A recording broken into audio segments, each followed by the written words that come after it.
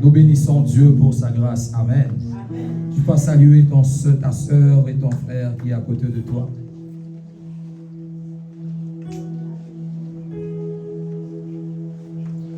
Un jour sur le chemin, je marchais. Un jour sur le chemin, je marchais. Mais j'entendis sa voix qui venait du ciel. Oh, quelle joie ces jours-là, quand je l'ai écouté. Oh, oh. Un jour sur le chemin, je marchais. Un jour sur le chemin, je marchais, mais j'ai entendu sa voix qui venait du ciel. Ô pécheur, répands-toi, sinon tu mourras. Oh, quelle joie dans mon cœur quand je l'ai écouté. Oh, ce n'est pas fini. Il me dit encore que un jour moi aussi je verrai Jésus, cet homme que je t'en prêchais, sans pourtant l'avoir vu. Mais bientôt quelle joie ça sera quand je le verrai. Oh, oh. Amen. Nous bénissons le Seigneur Dieu. Merci. Nous bénissons Dieu pour ta présence, toi qui es là. Est-ce que tu peux acclamer pour toi-même? Non, acclame pour toi-même maintenant.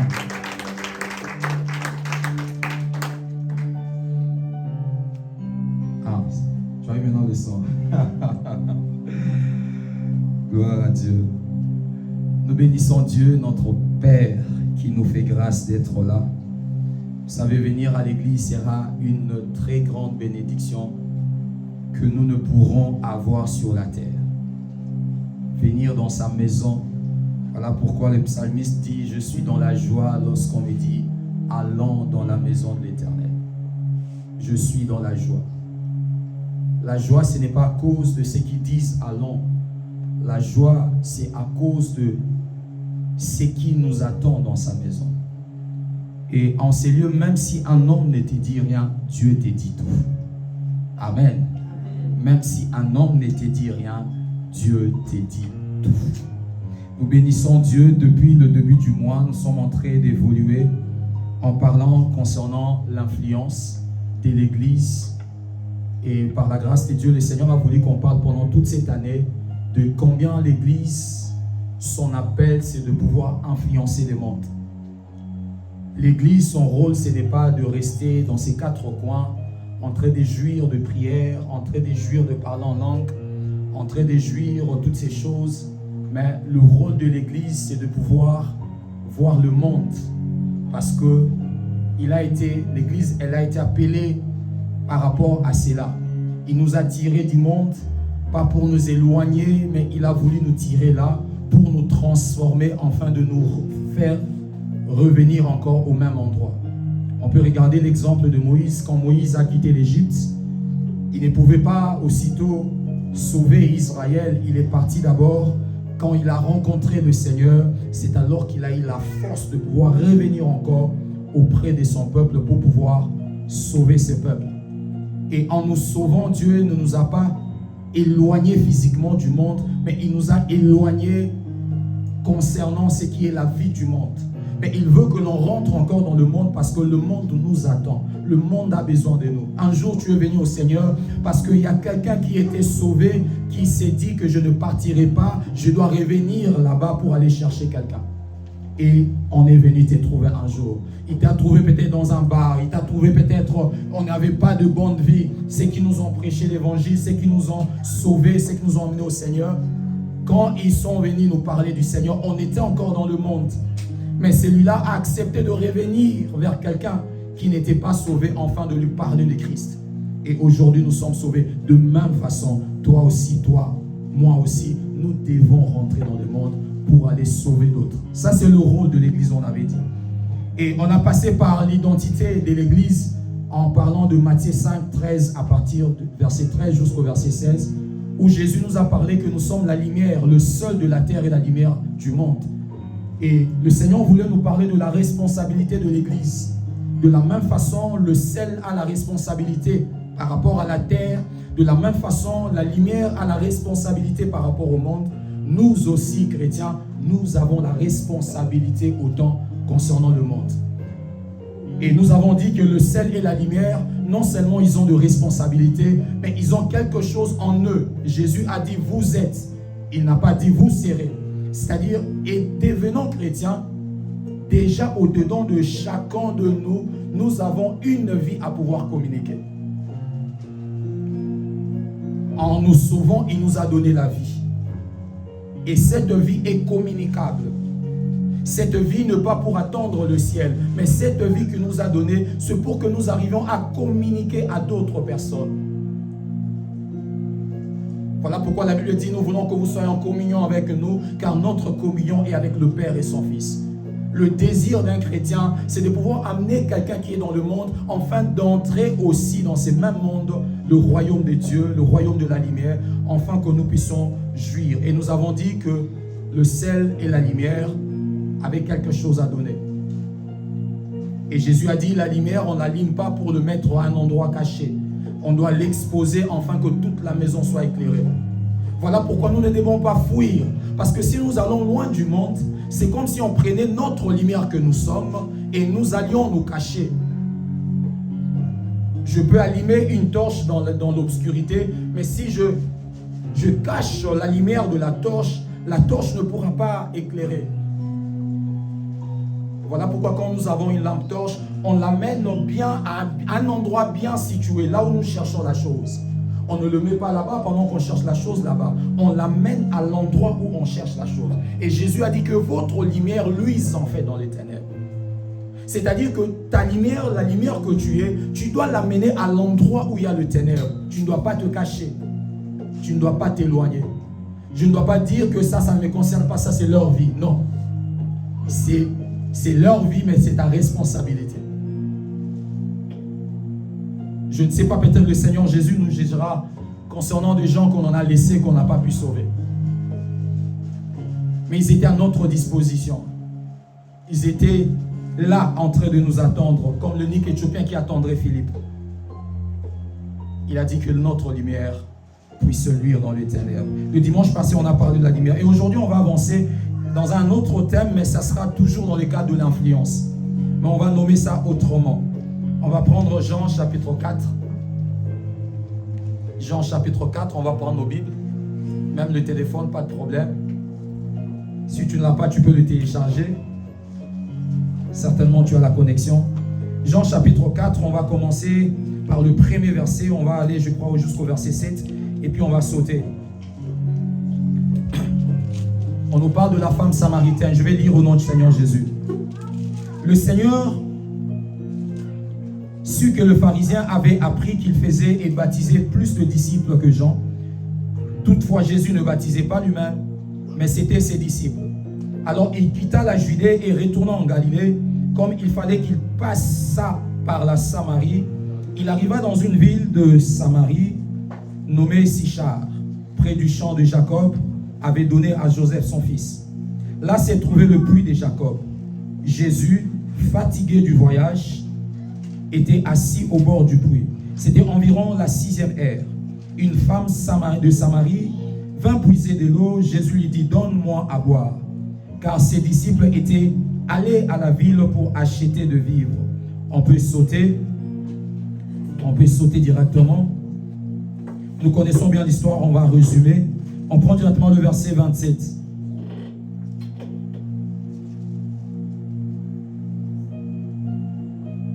Après une grande discussion avec la femme qu'on va essayer de résumer, les disciples qui étaient partis acheter les histoires à manger, ils sont revenus, le verset 27. Là-dessus arrivèrent ses disciples et furent étonnés de ce qu'il parlait avec une femme. Toutefois, aucun ne dit, que demandes-tu? Ou de quoi parles-tu avec elle? Alors la femme, ayant laissé sa cruche, s'en alla dans la ville et dit aux gens, venez voir un homme qui m'a dit, tout ce que je fais, ne serait-ce point le Christ? Ils sortirent de la ville et ils vinrent vers lui. Pendant ces temps, le disciple le pressait de manger, disant, Rabbi, mange. Mais il leur dit, j'ai à manger une nourriture que vous ne connaissez pas. Les disciples se disaient donc les uns les autres, quelqu'un lui aurait-il apporté à manger? Jésus leur dit, ma nourriture est de faire la volonté de celui qui m'a envoyé et d'accomplir son œuvre. Ma volonté, ma nourriture est de faire la volonté de celui qui m'a envoyé et d'accomplir son œuvre. Nous sommes dans Jean chapitre 4. Nous savons que Jean chapitre 4 nous parle de la femme samaritaine. On l'appelle femme samaritaine parce qu'elle est de Samarie. Samarie qui était une ville, en fait ils n'étaient pas juifs, c'était une ville, on pourra dire pour Israël, mais quand le roi il y a eu déportation, on avait amené d'autres peuples dans cette ville-là et on avait déporté les juifs, on les a menés dans une autre ville et on a rempli cet endroit afin que d'autres peuples puissent vivre là. Et ces peuples-là ne pratiquaient pas, ils n'étaient pas juifs et ils n'adoraient pas Dieu. Ils étaient des peuples qui adoraient les idoles. Mais ils étaient dans la Samarie qui était à peu près quelque part aussi dans le contrée qui est tout près avec les Israélites. Ils vivaient en fait tout près. Mais ils n'étaient pas juifs parce qu'ils étaient remplacés. Et Jésus, la Bible dit qu'il devait aller quelque part, la Bible nous le dit, et il devait passer par là et il a trouvé, il était tellement fatigué. Fatigué, n'ayant pas à manger parce que les disciples sont allés chercher à manger. Jésus avait quand même besoin de boire de l'eau. Quand il n'y a pas de nourriture, on peut quand même boire de l'eau. Mais il ne pouvait pas puiser et il demande à cette femme samaritaine et cette femme refusa de lui donner. Il a dit, nous, le juif et le samaritain, vraiment on ne partage rien. Je ne peux pas te donner. Et par là, Jésus se révèle à elle pour lui dire que moi je te demande de l'eau, mais ce n'est pas moi réellement qui a besoin de l'eau. Si tu savais qui j'étais, alors en échange, c'est toi qui aurais me demander. C'est toi qui allais me demander de l'eau parce que mon eau à moi, c'est l'eau qui va non seulement finir ta soif, mais fera en sorte que tu n'aies plus soif. Et du coup, la femme a dit, Seigneur, donne-moi cette eau. Et avant que Jésus donne de l'eau, il commence d'abord à traiter la vie de cette femme. Il dit, va appeler ton mari. La femme dit que je n'ai pas de mari. Jésus a dit, oui, tu as dit vrai, parce que même celui que tu as maintenant là, ce n'est pas ton mari. Tu en as eu 5. Celui-là, c'est le 5e. Même celui-là qui est là n'est pas ton mari. Et du coup, la femme a su, il a dit que tu es un prophète. Et elle est allée évangéliser. À cause de cette révélation, elle est partie dans sa ville pour aller parler de Jésus.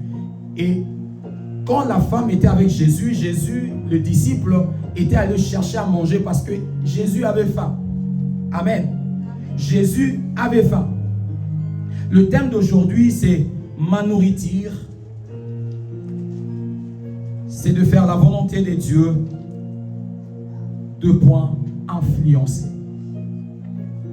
Comme pour dire, ma nourriture, c'est de chercher à influencer. Ma nourriture, c'est de chercher à faire la volonté de Dieu. Or pour nous, la volonté de Dieu aujourd'hui, nous parlons d'influencer le monde.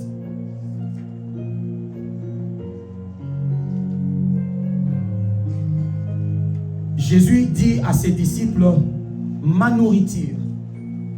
On voit Jésus avec une femme qui n'était pas juive.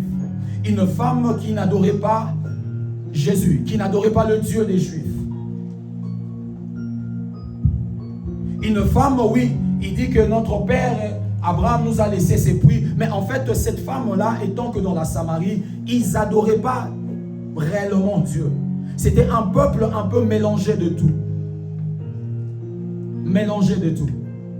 Parce que dans la Samarie, bien que d'autres peuples vivaient là-bas, mais il y avait aussi des Juifs qui étaient là encore natifs. Mais ils étaient peu. C'est comme si on a remplacé. Vous voyez, quand on veut prendre le pays ou la ville, on amène d'autres peuples, on leur remplace. Amen. On leur remplace, mais il reste toujours de peuples autochtones quelque part. Mais Jésus n'avait pas honte d'être devant cette femme.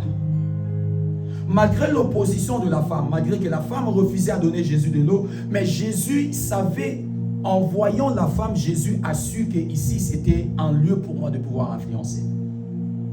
Jésus a compris que cette femme, je dois l'influencer. Et il dit que ma nourriture, quand on regarde dans la Bible, déjà on dit que c'était à midi. Midi, vraiment, c'était l'heure du repas. Donc Jésus avait vraiment faim. Voilà pourquoi les disciples sont allés chercher la nourriture. Il avait faim, mais aussi il était fatigué.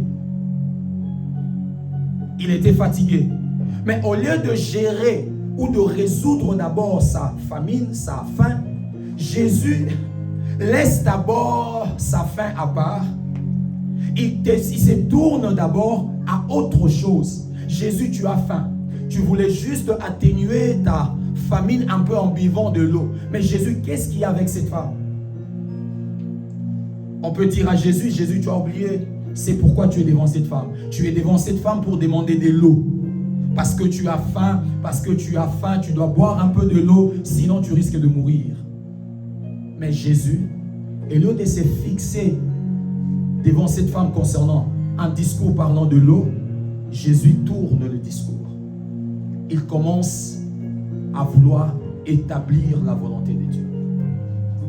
Il commence à vouloir influencer cette femme. Amen. Nous savons tous que la nourriture est quelque chose de vital. Quand Jésus dit ma nourriture, pourquoi il a pris la nourriture et il a défini ça comme étant, c'était la volonté de Dieu. En fait, il voulait dire que je suis là pour faire la volonté de Dieu. Mais il a dit que ma nourriture, c'est de faire la volonté de Dieu. Qu'est-ce qu'il voulait nous dire? Je disais que la nourriture est quelque chose de vital, un besoin régulier. On peut manger aujourd'hui, on voudra encore manger demain. Ce n'est pas parce qu'on a mangé aujourd'hui qu'on a dit 10 jours je ne vais pas manger. Ou 15 jours je ne vais pas manger. On mange chaque jour. Nous avons quitté nos maisons, nous avons eu à manger. Donc c'est un besoin régulier. Mais un besoin aussi qui répond à la survie d'un homme. Pour qu'un homme puisse vivre, nous sommes là en vie parce qu'aussi nous avons mangé. Amen. Pas seulement parce qu'on a mangé, mais parce que aussi on a mangé. Jésus a dit l'homme ne vivra pas seulement. Il n'a pas dit l'homme ne vivra pas du pain. S'il allait dire ça, ça allait être quelque chose, naturellement ça allait être une faute. Je dis bien naturellement. Mais Jésus a dit l'homme ne vivra pas seulement. Parce qu'il voulait faire la part entre le pain du corps et le pain de l'esprit. Parce que la parole de Dieu n'est pas le pain pour le corps. La parole de Dieu est le pain pour mon esprit. Mais en disant ça, Jésus a reconnu que le corps avait besoin du pain. Il dit ma nourriture. Quand vous regardez dans la Bible, la nourriture prend une place très importante. On va prendre déjà Genèse chapitre 1, le verset 29. Au commencement. Parce que tout se passe là-bas. Genèse 1, 2, 3. Genèse 1, le verset 29. Dieu crée l'homme. Un homme qui est encore esprit. Genèse 1, l'homme est encore esprit. Mais écoutez, la Bible dit, Dieu dit aussi, je vous donne toute herbe à graines sur toute la surface de la terre, ainsi tout arbre portant du fruit avec pépins et noyaux, ça sera votre nourriture. Dieu crée l'homme. L'homme n'est pas encore physique. Mais Dieu parle à l'homme. Il lui dit qu'il regarde déjà ta nourriture. Pour dire que la nourriture est quelque chose de très important. Très important. Amen. Quand nous regardons encore 1 Timothée 6, 7 à 8, la Bible dit, en effet, nous n'avons rien apporté dans le monde et il est évident que nous ne pouvons rien apporter. Si donc nous avons la nourriture et de vêtements, cela nous suffira. Quand l'apôtre Paul veut parler de ce dont nous avons besoin, l'essentiel de ce que nous avons besoin, il parle de deux choses. Il parle de la nourriture et il parle du vêtement. La nourriture parce que ça nous donne la force, ça nous permet de vivre étant qu'un corps. Et le vêtement, ça nous permet de nous couvrir. Parce que notre nudité ne peut plus être vue. Amen. Deux choses. La nourriture et puis le vêtement.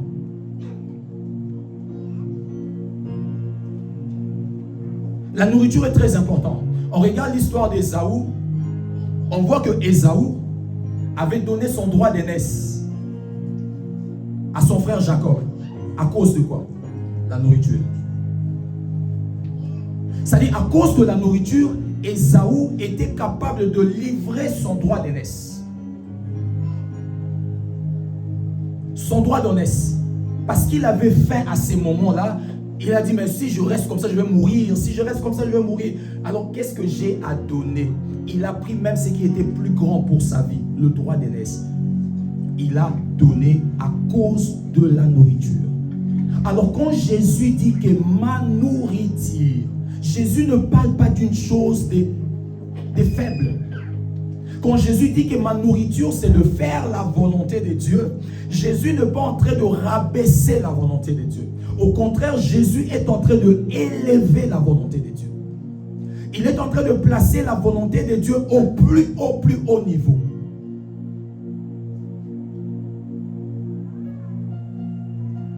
Quand Jésus parle de ma nourriture, il est en train de parler de quelque chose de régulier.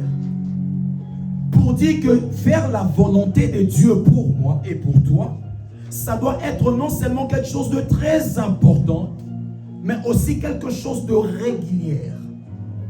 De la même façon je mange aujourd'hui, de la même façon je mange demain, de la même façon je mangerai après-demain. Jésus nous dit, faire la volonté du Père doit être quelque chose qu'on fait aujourd'hui, qu'on fait demain, qu'on fait après-demain, on fera encore et encore et encore. Amen. Jésus le dit. Autant la nourriture est importante pour le corps, Jésus fait de la volonté de Dieu quelque chose de très important pour notre esprit. Très important pour notre esprit. Notre esprit peut être absorbé par l'idée d'accomplir la volonté de Dieu au point où nous-mêmes nous oublions d'autres soucis terrestres. C'est ce que Jésus nous demande. Que l'idée de faire la volonté de Dieu doit absorber ma vie, absorber mon esprit, absorber ma personne au point où, à la place de faire la volonté de Dieu et à la place de posséder ou d'avoir ou de faire quelque chose terrestre, je choisirai faire la volonté de Dieu. Jésus avait faim. À la place de manger, il essaie quand même de calmer avec de l'eau. Amen. On sait quand on a trop faim, même de l'eau, quand on boit de l'eau, mais quand la nourriture sera là, on va enchaîner rapidement. Il y a des gens, quand ils finissent le jeûne, déjà quand on jeûne de minuit à 18h, dès que la prière là-bas, Amen, que le Seigneur vous bénisse, la main part directement. Je me rappelle quand j'étais, je ne sais pas si j'avais quel âge, 14 ans, 13 ans, je ne sais vraiment pas. J'apprenais encore les choses de Dieu. C'était la première fois que j'ai jeûné, la toute première fois. On a dit qu'on va jeûner le matin jusqu'à 18h, je crois. Et le matin, on a préparé, on a fait le chai, et voilà, le chai au pays avec le pain. Je prime le chai et le pain, j'ai gardé. Et puis après un moment, j'étais encore pendant le jeûne, j'ai écouté que mon frère a mangé ça. On s'est disputé, je pleurais, on s'est disputé. Mais ma mère m'a dit, mais toi tu en jeûnes, comment tu en jeûnes? Comment tu en jeûnes, tes pensées sont dans la nourriture? Et le jeûne s'est arrêté directement. Parce que j'ai dit que j'ai abîmé le jeûne. Parce que je me suis fâché, j'ai abîmé. Donc c'est tout. J'ai éteint. La pensée de Jésus, bien aimé dans le Seigneur pour nous aujourd'hui, c'est que faire la volonté de Dieu doit absorber notre esprit. le choix de faire la volonté de Dieu doit absorber notre esprit de la même façon quand quelqu'un a faim. La pensée de la nourriture absorbe ses pensées. Amen. Ça absorbe ses pensées. Agar était dans le désert avec son enfant. Dès qu'il n'y avait pas de l'eau, Agar voulait se tuer. Agar a laissé l'enfant. Agar. Parce qu'il n'y avait rien à donner à l'enfant. Il n'y avait pas de l'eau à donner à l'enfant. Agar est devenue éparpillée. Le Seigneur veut nous dire, faire la volonté de Dieu. Jésus, quand il dit ma nourriture, c'est de faire la volonté de Dieu. Il veut nous dire que faire la volonté de Dieu doit absorber nos pensées. De la même façon, quelqu'un qui a faim, ses pensées sont seulement dans la nourriture. De la même façon, quelqu'un qui est né de nouveau, ses pensées doivent être à faire la volonté de Dieu. Quelqu'un peut dire amen. C'est-à-dire, je peux être en face de quelque chose qui est important à mon corps, mais si cela ne donne pas l'avantage à la volonté de Dieu, je laisse d'abord ça, je fais d'abord la volonté de Dieu. Jésus n'avait pas encore fini. On vient lui présenter la nourriture. Oh. J'ai dit non, non, non, non. Moi, j'ai une autre nourriture. C'est de faire la volonté de mon Père. Quand il parle de la nourriture, il parle de la soif. Il parle du zèle. Il parle de l'urgence. Il parle d'un acte inévitable. La nourriture, c'est inévitable. Je ne peux pas refuser la nourriture, non. Si aujourd'hui tu dis que je ne vais pas manger, on te laisse le temps. Peut-être dans 15 jours, tu peux mourir. Je ne sais pas, les examens, ils disent combien de jours. Tout dépend de personnes. Mais au moins, bon, ils disent 40 jours, personne ne peut passer, va mourir. Si quelqu'un ne mange pas. Mais je sais qu'il y a des gens qui peuvent... On peut déjà mourir même à 10 jours, 15 jours. Il y a des gens qui peuvent mourir à 15 jours. Tout dépend de ton estomac, tout dépend de tes intestins, tout dépend de... Tu as quoi, tu as quoi. Tu manges comment, tout dépend de beaucoup de choses, tout dépend de ton état de santé. Donc dans 5 jours, d'autres peuvent mourir, dans 10 jours, d'autres peuvent mourir, dans 15 jours, tout dépend. Tout dépend. Amen. Jésus parle de choses inévitables. Bien-aimés dans le Seigneur, nous sommes appelés par notre identité à influencer. Mais nous devons rendre le besoin d'influencer comme étant le besoin que le corps a pour manger. Vous savez, quand tu as faim, même si tu es dehors, tu cherches un restaurant. Quand tu as faim, si tu es dehors, tu cherches le KFC. Quand tu as faim, tu es dehors. Il y a d'autres, ils sont dans le métro, il a faim, il sort d'abord au métro. Il accepte de taper la carte, il sort d'abord dans le métro, il achète, il regarde dans la carte, il y a KFC ici. Il sort d'abord, il mange et puis il rentre encore dans le métro. Oh, comment on peut répondre à ces besoins comme ça? Voilà pourquoi Jésus dit, si on peut répondre aussi à faire la volonté de la même façon. J'étais en train de partir vers un but qui n'était que mon intérêt, mais je vois derrière moi la volonté de Dieu qui doit s'accomplir. Je rentre en arrière à cause de la volonté de Dieu. J'étais pressé, je ne sais pas si c'était quoi un jour. J'étais pressé, c'était dans le métro, pressé en train de courir, je crois. Mais en courant, je vis une babouchka qui était là en train de... J'étais tellement pressé. L'esprit, quand l'esprit a dit, va aider ces babouchkas-là. Il y avait d'autres gens, mais je suis rentré. Les babouchkas-là, c'est comme si l'esprit l'avait dit encore, marche lentement. J'ai soulevé, moi je suis déjà monté, mais les babouchkas-là, ils venaient là. C'est pas si mal, c'est pas si mal.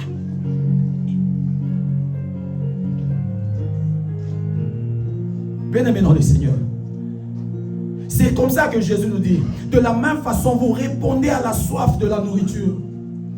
Vous ne pouvez pas vous en empêcher. De la même façon, Église, répondons à la soif de faire la volonté de Dieu. Répondons à la soif de faire la volonté de Dieu. Pas comme une soif qu'on peut calmer. Non, non, non. Vous savez, il y a beaucoup de soif qu'on peut calmer. Mais la soif de manger, à moins qu'on le calme intentionnellement. C'est-à-dire, je dis que je veux gêner. Même quand on le garde intentionnellement, nous avons de flèches, de flèches, de flèches. Ça Un jour, j'étais en train de jeûner, j'ai senti la tête faisait mal. La tête faisait mal. J'avais de vertige. C'était pas de vertige, c'était la faim. Ceux qui jeûnent peuvent savoir, dès que tu mets ne serait-ce qu'un petit biscuit dans la bouche, tu sens seulement le sucre, tu sens comme si ton corps s'ouvre. Le corps devient bien. Ma femme, là, pendant le jeûne, j'aime pas trop manger, je mange pas trop d'ailleurs.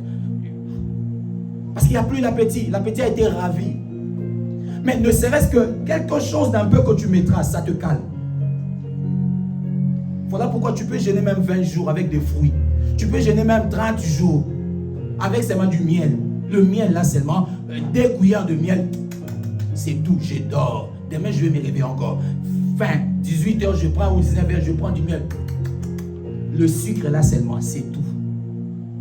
Le corps n'a que besoin de ça pour qu'elle se calme. Bien-aimé dans le Seigneur, Dieu ne demande pas grand-chose. Faisons la volonté, c'est ce qu'il nous demande. De la même façon, nous répondons à ses besoins. Jésus a dit, ma nourriture, c'est de faire la volonté de Dieu. Ça, c'est la nourriture. Quelque chose de vital. Quelque chose qui ne nous attend pas. Quelque chose qu'on ne peut pas reporter. La volonté de Dieu, on ne peut pas reporter. On ne peut pas dire, je le ferai demain. Je le ferai après une semaine. Non. Jésus a dit, ma nourriture. Il se fait que Jésus mangeait 3 fois par jour, je ne sais pas. Il était le maître au milieu des disciples. Donc, on le faisait vraiment manger. On le faisait manger. Mais il a dit ces jours-là, ma nourriture. Vous voyez, le disciple, tous ces déplacements que vous avez faits pour aller me chercher la nourriture. J'aimerais que vous fassiez ces mêmes efforts pour chercher à accomplir la volonté de Dieu. De la même façon, on part au travail, on travaille dur pour manger. Dieu veut que nous puissions aussi travailler dur pour accomplir sa volonté. C'est ce que Dieu veut. Parce que la volonté de Dieu ne sera pas toujours facile. Tout dépend de là où on doit l'accomplir. Ce n'était pas facile pour Jésus ici. Ce n'était pas facile. La volonté de Dieu, c'est quoi? La volonté d'abord, c'est ce que souhaite une personne. Quand je parle de ma volonté, c'est ce que je souhaite. C'est ce que je veux. La volonté de Dieu n'est rien d'autre que ce que Dieu veut. Quand nous parlons de la volonté de Dieu, Dieu a plusieurs volontés. Plusieurs volontés. De la même façon, un homme a plusieurs volontés. Mais dans le cadre de ces textes, la volonté de Dieu ici, c'était le salut de cette femme. La volonté de Dieu, c'est le salut de l'humanité.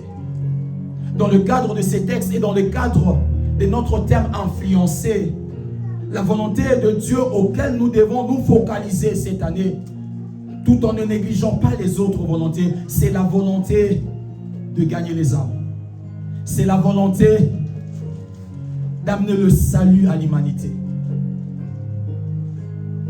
J'ai parlé à ma femme la semaine passée au couler, je ne sais pas, je fais une vision. Je vis une personne dans la ville ici, une personne, il ne vient pas à l'église, il ne part pas à l'église. C'est vraiment quelqu'un de bizarre, quelqu'un de... Ouais, même si on le voyait à l'église ici, toute l'église serait en train de parler au-dedans de... Chacun serait en train de parler au-dedans de lui. C'est-à-dire sa présence peut mettre une petite distraction parce que les gens vont penser. Mais le Seigneur m'a montré dans la vision, cette personne est en train de lui-même dire qu'il avait besoin de Dieu. Il lui disait dans la vision. Je me suis réveillé, j'ai prié, j'ai dit à ma femme, regarde, je vis telle personne. J'ai dit, non, je dois commencer à l'appeler. Je dois commencer à l'appeler. C'est vraiment de quelqu'un de très loin de moi. Ah, voilà, la fréquentation, c'est vraiment... Mais à cause de vouloir faire la volonté de Dieu, ce qui n'est pas toujours facile, il faut accepter. La volonté de Dieu peut vouloir à ce que tu te ridiculises. La volonté de Dieu peut vouloir à ce qu'on te rabaisse. Mais quand le but c'est de faire la volonté de Dieu, quand le but c'est de pouvoir sauver quelqu'un, bien aimé, fais la volonté de Dieu.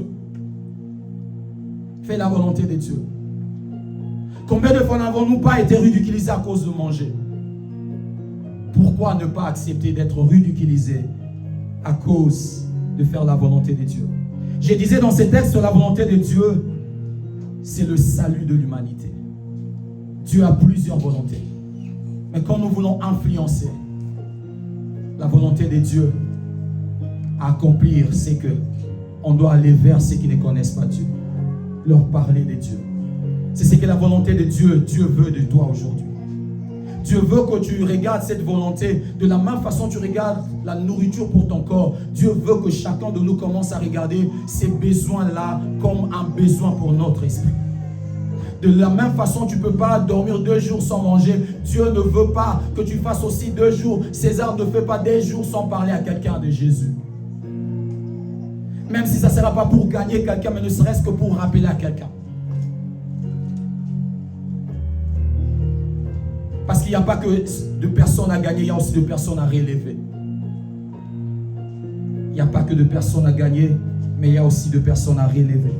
On va prendre Jean chapitre 6, le verset 38, le verset 40.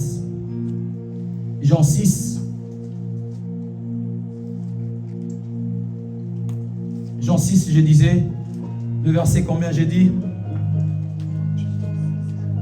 36 à 40. J'ai lu notre Seigneur Jésus. Mais je vous le dis, vous m'avez vu et vous ne croyez point. Tout ce que le Père me donne viendront à moi et je ne mettrai pas dehors celui qui vient à moi. Car je suis descendu du ciel pour faire non ma volonté, mais la volonté de celui qui m'a envoyé. Jésus parle, il dit que je suis venu du ciel, un endroit où il fait beau, un endroit où les anges m'adorent, un endroit où j'avais la gloire, un endroit où personne ne pouvait lever son doigt sur moi, où personne n'avait aucune parole à me parler, à me dire. Parce qu'au ciel, Jésus est Dieu. Il dit, je suis venu du ciel, je suis descendu sur la terre, un endroit catastrophique, un endroit où le mal règne. Je viens d'un endroit qui était bien, je suis descendu vers un endroit. Regarde la raison. Il dit pour faire la volonté de celui qui m'a envoyé. Le verset 38. Le verset 39, pardon. Or, la volonté de celui qui m'a envoyé, c'est que je ne perde rien de tout ce qu'il m'a donné, mais que je le ressuscite au dernier jour. La volonté du Père. Il dit, la volonté du Père dont je suis venu faire, c'est qu'en descendant sur la terre, Dieu m'a donné des gens. Ce n'est pas des gens comme de listes et de noms. Dieu a donné à Jésus les gens par son sacrifice. Ceux qu'il accepte deviennent automatiquement sur cette liste-là. Ce n'est pas des noms au préalable connus, non. Ce sont des gens qui acceptent l'acte. À tous ceux qui l'ont reçu, à ceux qui croient en son nom, il leur donne le pouvoir de devenir enfants de Dieu. Il a dit, ma volonté, la volonté de mon Père, c'est que je garde ces gens-là. C'est-à-dire qu'ils viennent à Dieu et qu'ils soient gardés. Et que je ne perds personne. Mais que quand ils vont mourir, je vais leur ressusciter. Amen. Est-ce qu'on peut acclamer le Seigneur? Est-ce qu'on peut acclamer le Seigneur? Quelle bonne volonté que Jésus a pour nous. Quelle espérance que l'Église, nous en avons. C'est-à-dire, il n'est pas seulement venu nous sauver, il n'est pas seulement venu nous garder, mais si même la mort nous prenait, il va encore nous ressusciter, afin que sa mission soit accomplie. Jésus avait cette volonté. Faire la volonté de Dieu fait partie des obligations de ton appel. La Bible dit, nous avons été appelés.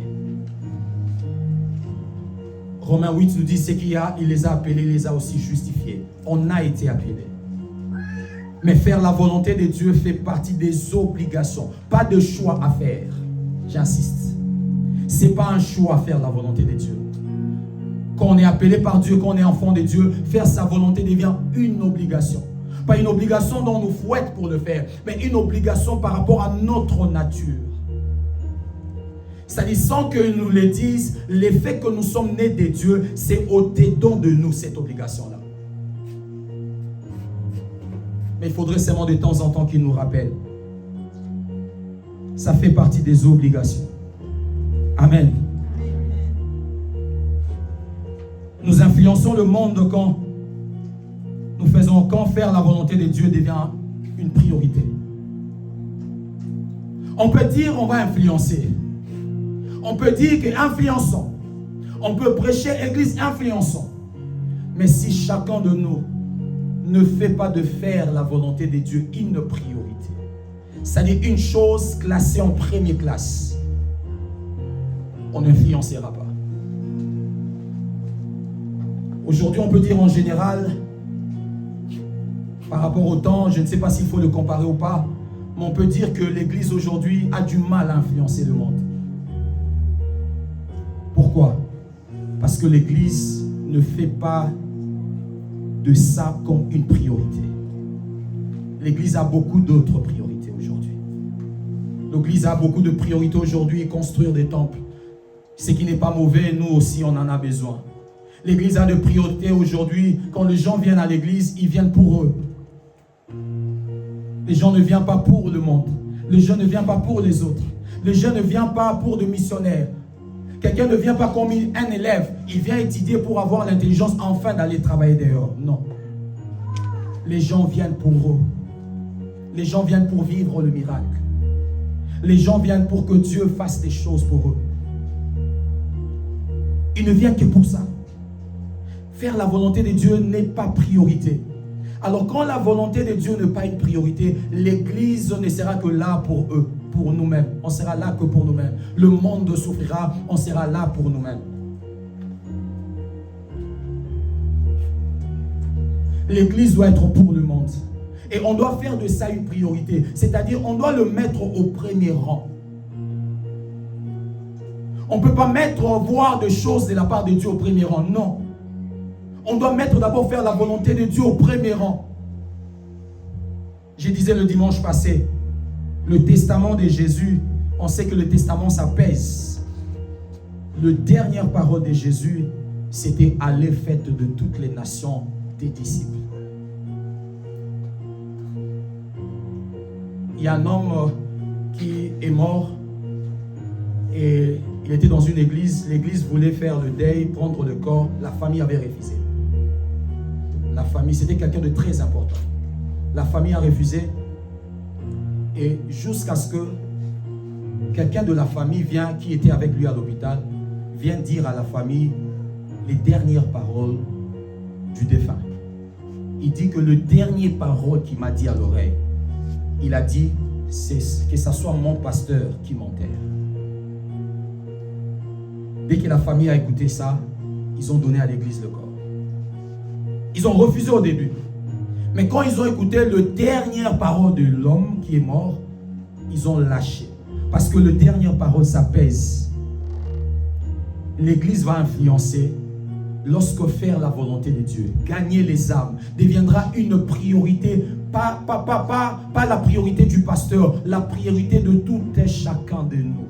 Quand nous rentrerons à la maison, si chacun de nous commencera à voir comment je peux faire en sorte que quelqu'un vienne à l'église, quelqu'un puisse connaître le Seigneur, quand chacun de nous raisonnera ça dans sa... Oui, là-bas la maison, là-bas la maison. Quand la semaine ne passera pas sans que chacun de nous pense à l'église, pense à l'église. Ce n'est pas la charge du pasteur. Je peux beau raisonner comment gagner les gens, je ne pourrai pas le faire moi-même. Je ne pourrai pas. Je ne pourrai pas. Alors aujourd'hui, l'église est devenue, pasteur prend la charge. Je voyais un dessin où on a mis le pasteur avec beaucoup de charges, on a mis beaucoup de charges comme ça. Pasteur fait tout, on attend le résultat chez toi. Si c'est comme ça, il faut me payer. Là, vous me payez et puis je vous dis mon salaire. Vous mettez mon salaire, si je vous dirais 10 000 $, vous commencez à me payer 10 000 $ chaque mois. Et là, vous commencez à me dicter des choses que je dois faire. Et vous commencez à m'écouter. Si je ne le fais pas, vous diminuez les salaires. Si je ne le fais pas, vous diminuez les salaires. L'église n'est pas une affaire d'une personne. Influencer n'est pas une affaire d'une personne. Il se pourrait, moi, ma mission, c'est de te dire ce que je t'ai dit. Toi, il se peut que tu as plus de force pour moi, plus de force que moi, de gagner les âmes. Paul n'avait pas vu Jésus, mais il a gagné les gens plus que Pierre. Il n'avait jamais vu Jésus, physiquement comme ça. Il n'a pas été avec Jésus. Mais c'était sur base de la révélation. Mais Paul a prêché plus que Pierre. Paul a gagné des âmes, a influencé plus que Pierre. Mais c'est sur Pierre que Jésus a dit, sur toi je bâtirai. Mais un homme comme Paul, un brigand, un malfaiteur, persécuteur de l'Église. Parmi nous ici, il y a des gens qui ont beaucoup d'influence dans le monde. Parmi nous, il y a des gens, vous avez un grand carnet dans le monde. Quand j'ai dit un grand carnet, je suis en train de dire que tu es tellement connu. Moi, je le vois avec ma femme. Quand je poste une chose, vous voyez, si c'est beaucoup, vous verrez 38, 30 quelques. Mais quand ma femme met une chose, dans quelques minutes, vous verrez 100 et quelques. Sur WhatsApp, 200. Ah, je me dis, comment toi tu arrives à 200? Elle a un grand carnet. Quand les gens voient beaucoup de choses, l'argent, tout ça. Donc, voilà, il y a des gens qui ont des carnets. Si l'église, on peut intercéder, on peut prier. Il y a des gens, quand Dieu l'appellera, il y a des gens qui viendront. Derrière lui, il a beaucoup de gens. Mais quand nous, on ne le regarde pas, nous, on croit seulement si on le sauve, ça sera une personne. On doit aller chercher. Non, derrière lui, il y a des milliers. Des fois, on n'a pas besoin d'aller gagner beaucoup de gens. On a juste besoin de gagner une personne. Et cette personne-là, derrière lui, il y a des milliers. On doit faire de cela comme étant quelque chose de priorité. Nous prierons si à chaque endroit, à chaque circonstance, nous demandons quelle est la volonté de Dieu ici. Nous prierons, nous influencerons. Si à chaque endroit où tu te trouves, tu te demandes quelle est la volonté de Dieu voulue ici. Parce que à chaque endroit où on est, il y a une volonté de Dieu qui est demandée là. Tu es à l'école, il y a une volonté de Dieu qui est là, qui t'est demandée. Tu es au travail, il y a une volonté de Dieu que Dieu veut accomplir là-bas. Tu es peut-être, je ne sais pas, dans le business, il y a une volonté de Dieu que Dieu veut accomplir là-bas. Partout où on peut être, il y a toujours. Jésus ici, ce n'était pas sa maison. Cette femme n'était pas venue vers Jésus. Jésus allait chercher de l'eau. Il s'est retrouvé à un lieu, mais à ce lieu-là, où il devait passer peut-être que 5 minutes, la volonté de Dieu était là. Et il n'a pas loupé ça. Il est resté pour accomplir cette volonté-là. Amen. En face d'un malade, il y a une volonté de Dieu accomplie. En face d'un sans-abri, il y a une volonté de Dieu accomplie. En face de quelqu'un, peut-être un païen, il y a une volonté de Dieu. Quand tu es avec un malade, tu dois savoir qu'il y a une volonté de Dieu qui doit être établie. Quand tu es avec un païen, je dois savoir qu'il y a une volonté de Dieu à établir. À chaque endroit, devant n'importe qui, il y a toujours une volonté de Dieu. Que Dieu voudra ce que l'on fait. Mais quand est-ce qu'on va penser à ça? Lorsque nous nous promenons avec la mentalité de faire la volonté de Dieu. Quand déjà dans notre tête, là où nous allons, il y a déjà la mentalité que je dois gagner des armes, je dois faire la volonté de Dieu. Voilà pourquoi même si tu te retrouveras dans un bar, dans une boîte de nuit, parce qu'on t'a appelé pour prendre ton argent, il n'y a pas un autre endroit pour aller le récupérer, il t'a dit viens, je suis aux boîtes, j'ai besoin de mon argent, j'irai là-bas. J'irai là-bas, j'irai là-bas. Et en entrant là-bas, je prendrai mon argent. Mais si on me demandait de m'asseoir, tu peux t'asseoir 5 minutes, tu lui dis Jésus vous aime. Et tu sors. Tu ne sais pas ce que ça fait là. Seulement nous on veut qu'on fait une chose, on voit. On veut qu'on, ici dans la boîte de nuit, ici, ils écoutent la musique. Non. Jésus n'a pas vu la préoccupation de cette femme. Jésus n'a pas vu la préoccupation de cette femme. Jésus est un homme, cette femme c'est une femme. Donc, une femme est une femme. Quand une femme est occupée, occupée. Jésus n'a pas regardé la préoccupation de cette femme. Peut-être cette femme a laissé les enfants là-bas, il prenait de l'eau pour aller préparer. Mais Jésus l'a retenu. Il l'a retenu. Accomplir l'œuvre, il dit à la fin. Et on va finir. Il dit la nourriture, ma nourriture, c'est de faire la volonté. Nous avons compris qu'est-ce qu'est la volonté, il voulait dire ici. Mais il ne se limite pas là. Il dit, et pour accomplir son œuvre. Pas seulement faire la volonté, mais accomplir. C'est-à-dire, cette volonté que je fais de Dieu, que j'accomplis de Dieu, Je ne le fais pas seulement, mais je veux voir la chose être achevée. Je fais avec intention d'achever. Tu as une volonté, et cette volonté, il y a quelque chose qui doit être achevé. Il y a quelque chose qui doit être achevé. Dans Jean chapitre 17, le verset 4, Jésus toujours, il dit, « Je fais connaître ta gloire sur la terre en accomplissant l'œuvre que tu m'avais confiée. » Accomplir, c'est aller au bout jusqu'au résultat.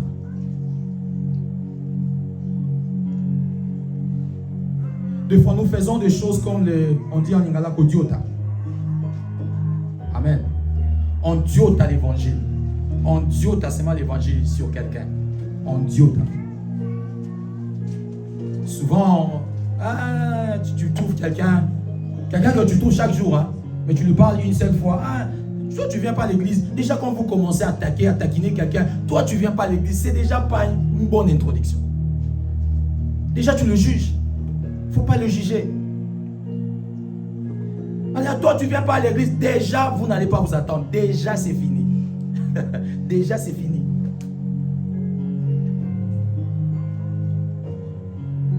Cherchez autre introduction. Mais ne fais pas seulement comme le pince. Non, tu dois suivre la personne. Même si c'est une seule personne, reste sur elle. Reste sur la personne. Et tu verras quand le résultat sera là, c'est alors maintenant tu verras, tu sentiras en toi la joie. Tu verras que je viens d'accomplir une chose.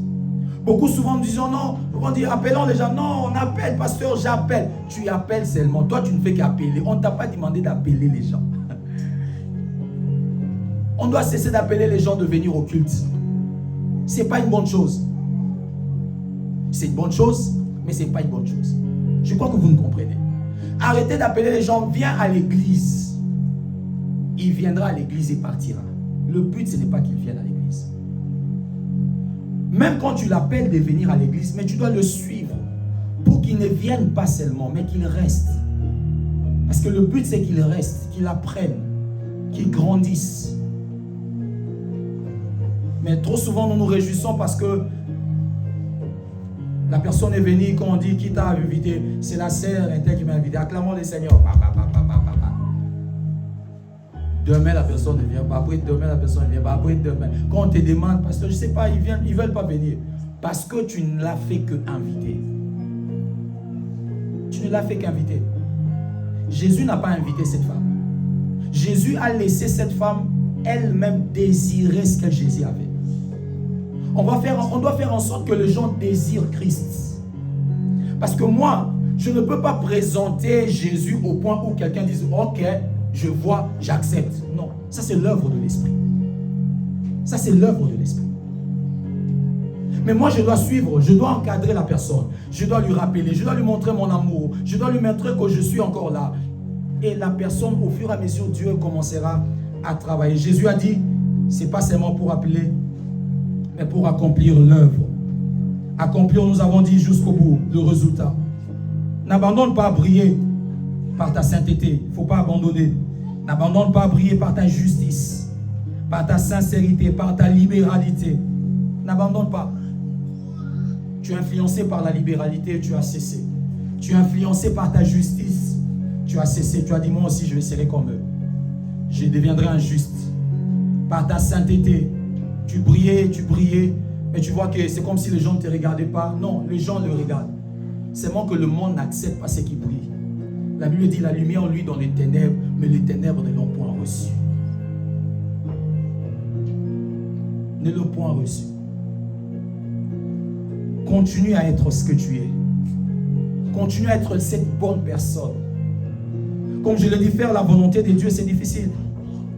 Voilà pourquoi Hébreux 10, 36 nous dit, car vous avez besoin de la persévérance, afin qu'après avoir accompli la volonté de Dieu, vous obteniez ce qui vous est promis. Hébreux 10, 36.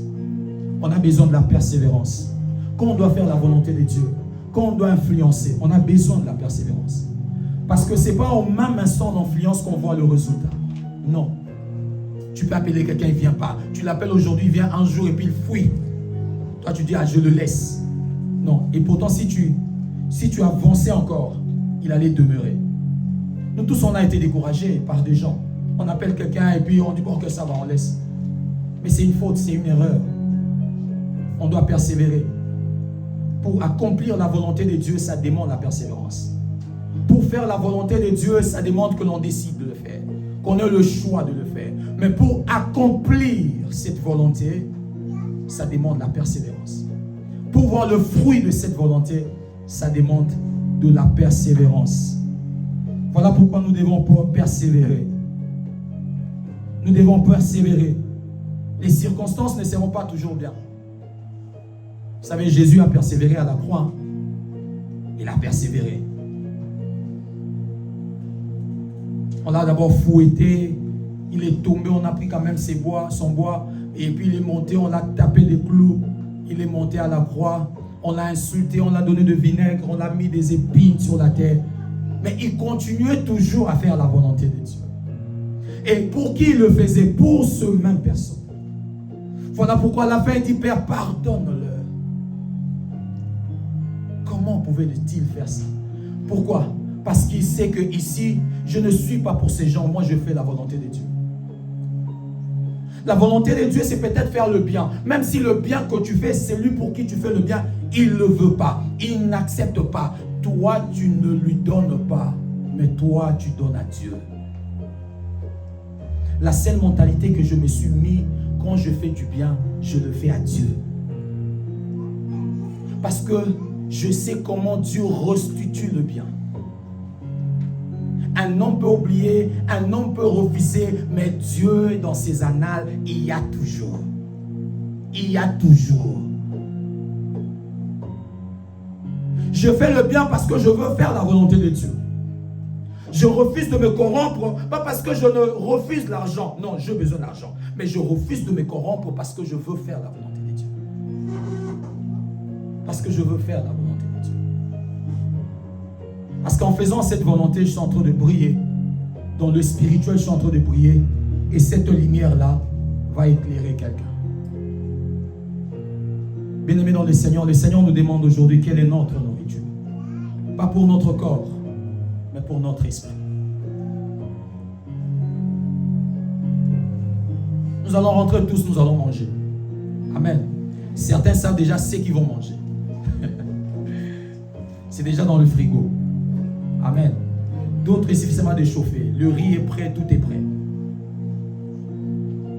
Donc quand tu es là, tu es à l'aise. Tu sais que tu vas rentrer manger, n'est-ce pas?